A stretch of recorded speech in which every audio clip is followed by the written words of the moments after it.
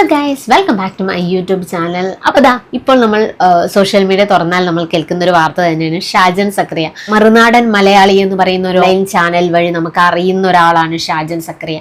വിളിച്ചു പറയുന്നവനെ എപ്പോഴും ആൾക്കാർ കുറ്റക്കാരനായി തന്നെ ചിത്രീകരിക്കും അല്ലെ.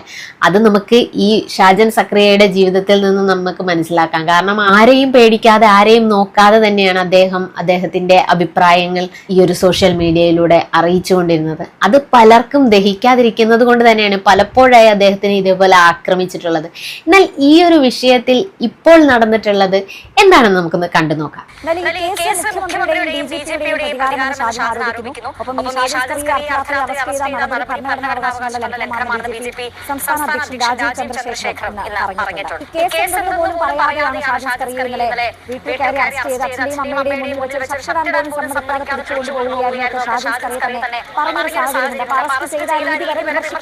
ഒരു സംഭവമാണ്.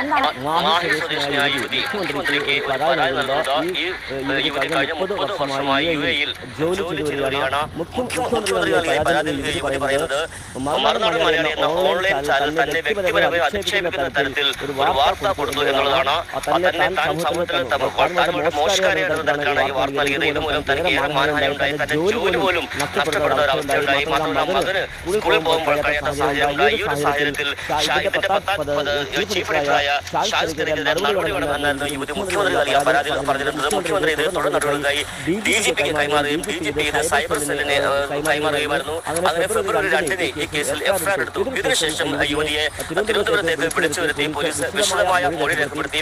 അതിനുശേഷം മജിസ്ട്രേറ്റ് കോടതിയിൽ 164 പ്രകാരമുള്ള മൊഴിയും ഇന്നലെ ഷാജൻ അറസ്റ്റ് ചെയ്ത നിവാസ് ചാർജെടുക്കുന്നത്. ഇതിനുശേഷമാണ് അറസ്റ്റ് നടപടികൾ നടത്തുന്നത്. ഇന്നലെ ഷാജൻ അറസ്റ്റ് ചെയ്യാൻ ഇയാളുടെ നാട്ടിലേക്ക് പോലീസ് തിരിച്ചെങ്കിലും ഒപ്പിടിക്കും ഷാജൻ അവിടെ നിന്നും തിരുവനന്തപുരത്തേക്ക് മടങ്ങിയിരുന്നു. തൊട്ടു പിന്നാലെ തന്നെ പോലീസ് ഇയാളെ പിന്തുടരുകയും ചെയ്തു.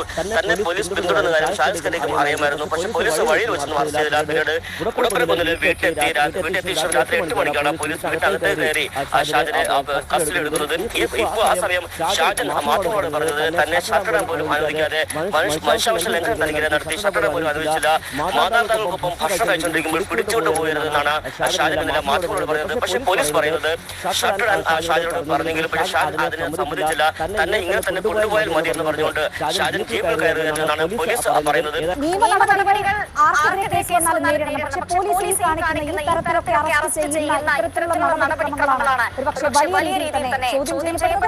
എന്തിനോ വേണ്ടി സർക്കാർ ഇപ്പോഴും എന്നെ വേട്ടയാടുന്നു.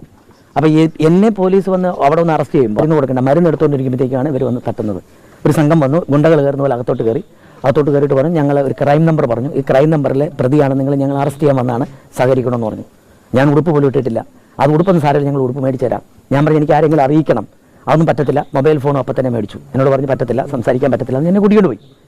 അത് കഴിഞ്ഞിട്ട് ശരിയാണ്, എന്നോട് പോലീസ് മോശമായിട്ടൊന്നും പെരുമാറിയിട്ടില്ല. വഴിയിൽ കയറിയപ്പോൾ ഒരു ഷർട്ട്, ഒരു വലിയൊരു അടിപൊളി ഷർട്ടൊക്കെ മേടിച്ചു. ഞാൻ പറഞ്ഞു പറ്റത്തില്ല, എൻ്റെ ഷർട്ട് ഞാൻ ഇടുന്നത് ആ ഷർട്ടല്ല, നിങ്ങൾ മേടിക്കുന്ന ഷർട്ട് ഞാൻ ഇടത്തില്ല, എൻ്റെ ഷർട്ട് ഇടാൻ പറ്റുള്ളൂ എന്ന് പറഞ്ഞു. അങ്ങനെയാണ് ഇവിടെ വരുന്നു. പോലീസ് സ്റ്റേഷനിൽ പോയി എന്നോട് ഇതുവരെ പറഞ്ഞിട്ടില്ല ക്രൈം എന്താണെന്ന്. ഞാൻ പോലീസ് സ്റ്റേഷനിൽ ചെന്നു. എന്നോട് പോലീസ് സ്റ്റേഷൻ വളരെ മാന്യമായിരുന്നു. എന്തായാലും ഈ ഒരു വാർത്ത കണ്ടപ്പോൾ എനിക്ക് തോന്നിയത് എല്ലാവർക്കും ഒരുപോലെയാണോ നിയമങ്ങൾ എന്നുള്ള ഒരു തോന്നൽ നമ്മുടെ ഉള്ളിൽ ഉണ്ടാക്കുകയാണ് ചെയ്തത്. കാരണം ഈ ഒരു കേസ് തന്നെ നേരിട്ട് മുഖ്യമന്ത്രിക്കാണ് കംപ്ലൈന്റ് പോയിട്ടുള്ളത്. അപ്പോൾ പോലീസുകാരൊക്കെ എന്തിനാണ് ഇരിക്കുന്നത് അല്ലേ? നമ്മൾ നേരെ പോലീസ് സ്റ്റേഷനിൽ പോകുന്നതിന് പകരം മുഖ്യമന്ത്രിയുടെ അടുത്ത് പോയി പരാതി നൽകുന്നതായിട്ടാണ് നമുക്ക് ഈ ഒരു വിഷയത്തിൽ നമ്മൾക്ക് മനസ്സിലാവുന്നത്. എന്ത് തന്നെയായാലും മേലിൽ നിന്നുള്ള പിടികൊണ്ട് തന്നെ ആയിരിക്കാം ഷാജൻ സക്രിയയ്ക്ക് ഇങ്ങനെ ഒരു അനുഭവം ഉണ്ടായത്. അദ്ദേഹം പറയുന്നത് ഇങ്ങനെയാണ്, എന്നെ ഷട്ടിടാൻ പോലും അനുവദിച്ചില്ല, എൻ്റെ അച്ഛൻ്റെ അമ്മയും ഒക്കെ കൂടി ഇരിക്കുമ്പോൾ ഫുഡ് കഴിക്കുന്ന സമയത്താണ് എന്നെ വന്ന് കൂട്ടിയിട്ട് പോരുന്നത് എന്നൊക്കെയുള്ള ഒരു പരാമർശമാണ് ഷാജൻ സക്രിയ പറയുന്നത്. എന്നാൽ പോലീസുകാർ പറയുന്നത് ഷട്ടിടാൻ പറഞ്ഞിട്ടും ഷാജൻ സക്രിയ അത് നിഷേധിച്ചു എന്നുള്ള രീതിയിലാണ് പറയുന്നത്. ഇതിലെ സത്യം എന്ത് തന്നെയായാലും ഇവർ കൊണ്ടുപോകുന്ന കാഴ്ച കാണുമ്പോൾ നമ്മൾക്ക് തോന്നും അല്ലെ, എന്താണ് നടക്കുന്നത്? അല്ലെ, പലർക്കും പല രീതിയിലാണ് നിയമങ്ങളും അല്ലെങ്കിൽ നടപടികളും നടക്കുന്നത് എന്നുള്ള ഒരു തോന്നൽ തന്നെയാണ് എനിക്കുണ്ടായത്. നിങ്ങളുടെ അഭിപ്രായം എന്തായാലും കമന്റ് ആയിട്ട് അറിയിക്കുക. എന്ത് തന്നെയായാലും ഷാജൻ സക്രിയ ഓരോ തവണ ഇങ്ങനെയുള്ള പ്രശ്നങ്ങളിലൂടെ കടന്നു പോകുമ്പോഴും ഷാജൻ സക്രിയയ്ക്ക് ഉണ്ടായിരുന്നതിലേറെ കരുത്തോടെ തന്നെയാണ് തിരിച്ചു വരുന്നത് നമുക്ക് കാണാൻ സാധിക്കുന്നുണ്ട്. എന്തായാലും ഈ ഒരു വിഷയം നടക്കുമ്പോൾ തന്നെ അദ്ദേഹം നല്ല രീതിയിൽ തന്നെ പ്രതികരിച്ചിട്ടുണ്ട്. ഈ ഒരു വിഷയത്തിനെ പറ്റി മാധ്യമപ്രവർത്തകരോട് പറഞ്ഞിട്ടുണ്ട്. തനിക്ക് പറയാനുള്ളത് എന്താണെന്നുള്ളത് അദ്ദേഹം അറിയിച്ചു കഴിഞ്ഞിട്ടുണ്ട്. ഇപ്പൊ വേടന്റെ കേസ് നടന്നപ്പോഴും നമ്മൾ കണ്ടതാണ് എങ്ങനെയാണ് കൊണ്ടുപോയതും അല്ലെങ്കിൽ ആ ഒരു നടപടികൾ എങ്ങനെയൊക്കെ ആയിരുന്നു എന്നുള്ളതും. അതിപ്പോൾ ചർച്ചാ വിഷയമായിക്കൊണ്ടിരുന്ന കാര്യം തന്നെയാണ്. ഇനി അടുത്തത് ഷാജൻ സക്രിയയുടെ കാര്യം തന്നെയായിരിക്കും. കാരണം ആ ഒരു രീതിയിൽ തന്നെയാണ് ഈ ഒരു നടപടികൾ പോയിട്ടുള്ളതെന്ന് തന്നെയാണ് എനിക്ക് പറയാനുള്ളത്.